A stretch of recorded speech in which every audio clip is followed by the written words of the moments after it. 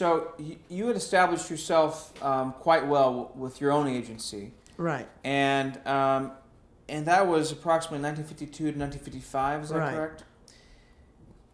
Then you sold your agency to William Morris. How did that come about? Well, everybody that I represented became very successful. Tad got, and Fred was the king, and Martin was the king, and everybody was trying to steal them from me. William Morris, MCA, Ted Ashley was Ashley Famous, which later became ICM. And when they couldn't steal them from me, then they came after me. And that was a marvelous experience because I just was having a lovely time. And How did they come after you? In what way? Well, they came and asked me if I would join them and sell out to them. And so I had long talks with William Morris. There was a wonderful man by the head of the theater department called Martin Juro. And he got me together with Nat Lefkowitz. William Morris was headed up by Abe Lasvogel, who owned it. And the second man was the man who ran the New York office. Mr. Lasvogel was in L.A. And Nat Lefkowitz, who was a wonderful, wonderful man. And he has died. And Nat and Marty would come see me in my apartment on 61st Street. And then MCA approached me. In fact, Sonny Werblin, who had been the one that had been difficult about Faye Emerson. And he called me in, and he was very fresh. I said, well, you paid no attention to me years ago, Sonny. Now I'm very important, and I'm very expensive. I had a wonderful time. I said, I come very expensive now. And then, so they wanted me to come with them. And I had wonderful talks with Ted, but once I met Abe Lasvogel, I flew to Hollywood.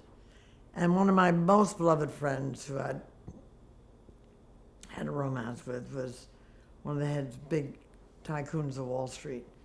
And he had advised me not to go out to see Abe Lasvogel. He said, you let them just deal with you. Don't. I said, no, I have a hunch about this. And I flew to LA, and I had a wonderful meeting with Mr. Lasvogel. We had immediate understanding. He was called Mr. Show Business. He felt about his performers. He had Sophie Tucker and Jimmy Durante and Eddie Cantor, and he had all the Tallulah Bankett, and he had all the greatest performers. And he felt about his performers the way I felt about writers and directors and producers. We just immediately understood each other, so I agreed to go with them. And then I had a hard time because I knew I wouldn't get along with MCA. They were killers there. They were very ruthless people. And Abe Lasvogel really was a man of great heart and great integrity. So he said, but then I had a hard time. I had to persuade, because I had everybody with me because I said I'd work completely for them. And I had a hard job because half the clients wanted to go to MCA and half wanted to go to William Morris. It took me about 9 months or 10 months, because once I get somebody persuaded, then the other group would change their mind. I had a very hard time. But I stuck it out, and I persuaded everybody to go to William Morris. We all went over to William Morris Agency. So you kept all your clients? I kept all my clients. That's phenomenal. Yeah, it was really terrific. Yeah. It was and so you sold your agency for a price. For a price. Bought a beautiful farm in Bucks County. And then you remained with William Morris for about 10 years, right? For 10 years. And then... But representing those same people. clients. And I told Abe Lasvogel when I went there that when I came to William Morris, I could not be put in one department. If I came, I had to represent them for everything, which is what I'd been doing. And he agreed to that. So how was it? And one of the most important people I left out, my God, was Jerry Herman. I discovered Jerry Herman, who wrote Hello, Dolly and Cajo Foal. And Jerry was one of my biggest clients. And he didn't do television, really, so that's why you were talking to me about television. Mm-hmm. But Jerry, I had discovered him in the Theatre de Lys when he first started. And I asked him, I said I'd like to be his agent. So we built his career right up to Hello, Dolly. And I brought him to William Morris, where he still is. they're very grateful to me, need I say. So did you move out to Los Angeles? No, I never wanted to leave New York. But I flew out there a lot. I was living in New York and LA, and I always stayed at the Beverly Hills Hotel. Later moved to the Bel Air. The Beverly Hills became a little vulgar. Have you seen it in the last few years? Oh my God, it used to be so wonderful. So I just want to make sure I understand. Was there a William Morris agency office here in New York? Oh, big time. Oh, in the Money Building. I was on the 14th floor of the Mutual Building. Norman Brokaw and Lou Weiss were there at that time? Oh, absolutely. They were the television. No, Normie Brokaw was California. It was Los Angeles. Lou Weiss was head of a man by the name of Wally Jordan was head of television. Marty Juro was head of theater. And then later Charles Baker. And Sue Mengers was the secretary in the theater department. What was those 10 years like? How did... Wonderful. I loved being at William Morris.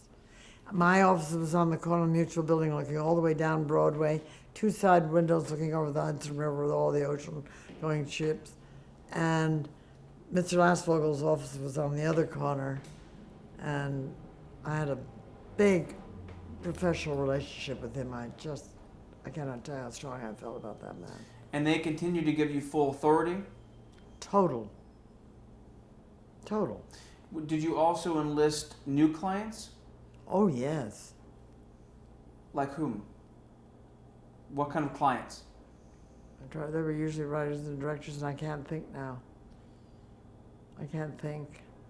But in regards to negotiating a deal for a client, how did it differ working at William Morris versus when you had your own agency? Well, it was wonderful because there was a marvelous man by the name of Howard Hausman, who was not Lefkowitz's right-hand man, who was a very brilliant agent and very smart about matters legal. So if I had a big negotiation for Fred Coe or Arthur Penn, as I did, I got Abe Lastfogel, we put together what became Bonnie and Clyde. I introduced Arthur Penn to Warren Beatty, and Warren and I had lunch at the Algonquin. And there was a man who had the next office to me, George Wood, who was the real nightclub agent and Las Vegas agent of William Morris. And we both were the only people that could work except Mr. Lasvogel did the entire, and not Lefkowitz, the entire agency. And so George one day came to my office and said, I'm having lunch with Warren Beatty. He's looking for a good writer or director. Would you come have lunch? So we went to the Algonquin, and I said to Warren, you don't need one of my writers. What you need is Arthur Penn. You two should meet each other. And that's how Vicky One and Bonnie and Clyde were born. And then I went to Abe Lastfogel, and I got him to get the monies from Warner Brothers.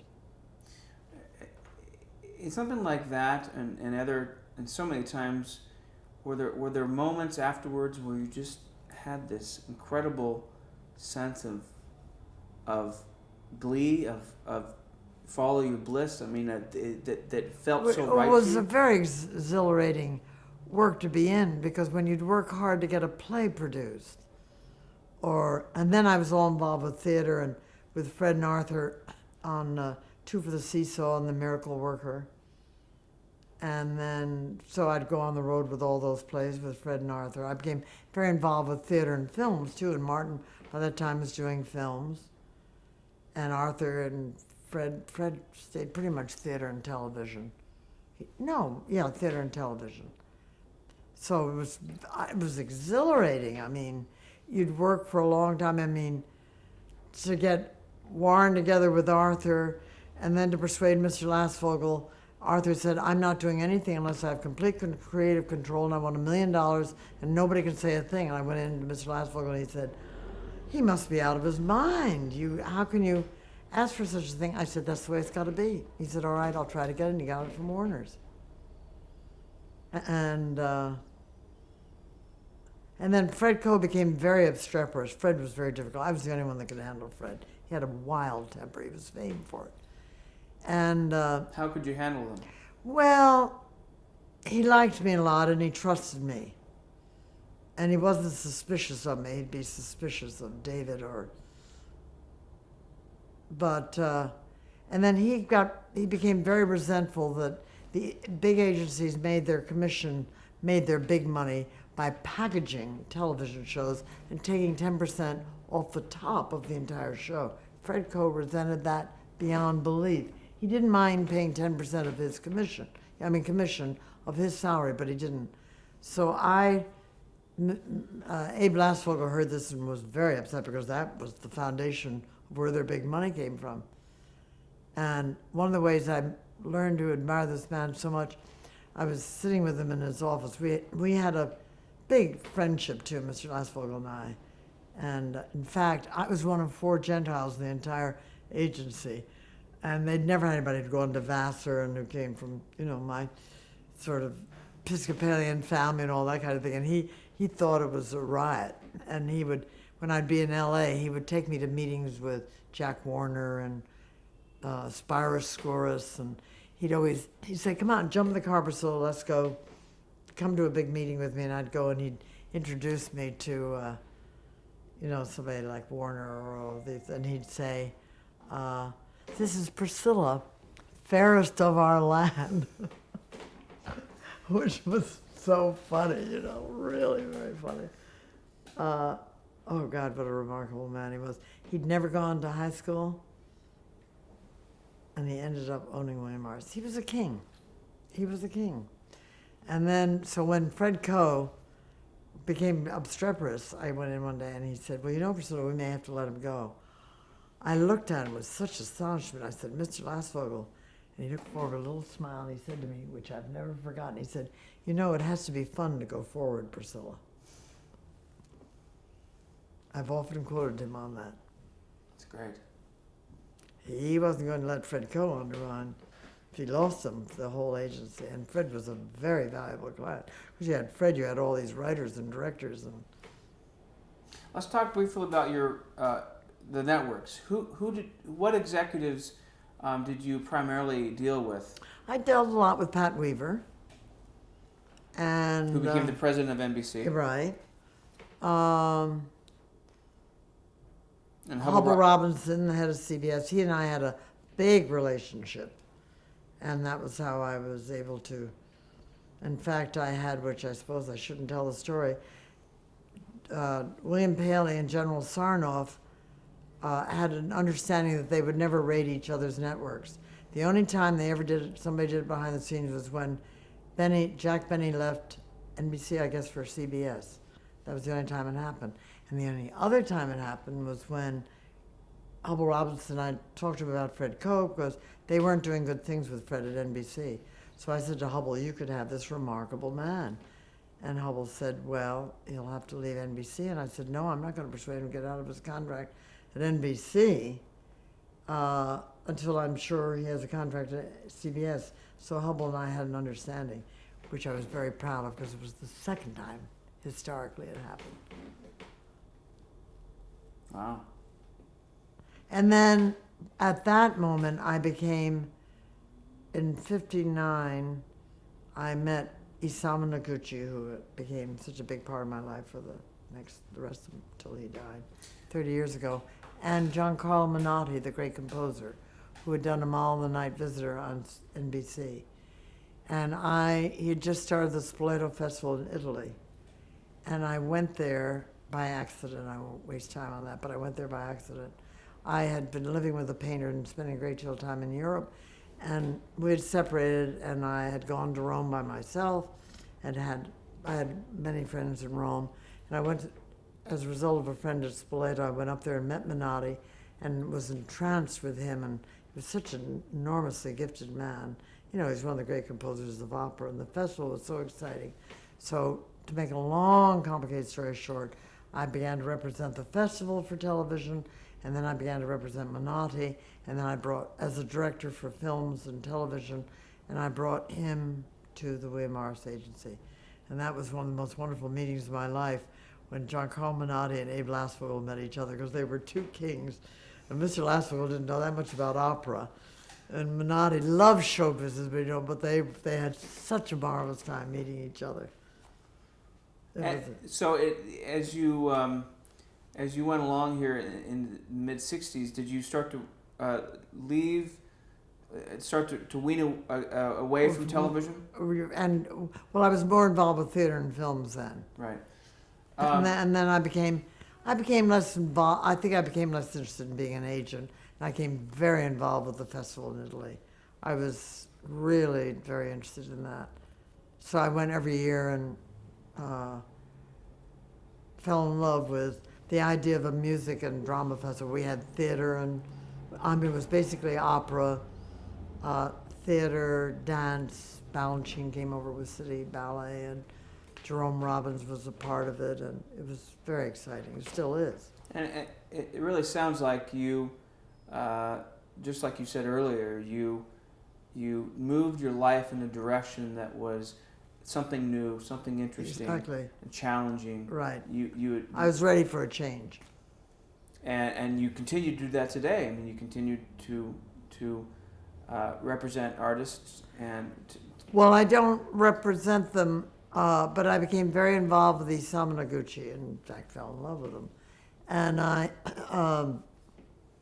helped him put his museum together in Long Island City and his foundation. And I'm on the board of directors there.